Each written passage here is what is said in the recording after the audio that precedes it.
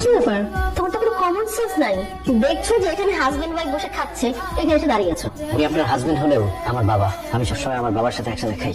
কি ব্যাপার বাবা, আজকে খাওয়ার আগে আমাকে ডাকে না যে? তুমি কি করছো খোকা, যে তোমার বাবা তোমাকে ডাক দিবে, তোমাকে বসিয়ে খাওয়াবে, মুখে তুলে তুলে খাওয়াবে? শোনো, এতদিন তুমি তোমার বাবার সাথে খেয়েছো, খুব ভালো কথা। এখন তোমার বাবা বিয়ে করেছে, সে এখন আমার সাথে খাবে, আর তুমি আলাদা খাবে। বাবা আপনি কি বলছেন? আমি কি এখন থেকে আলাদা খাবো?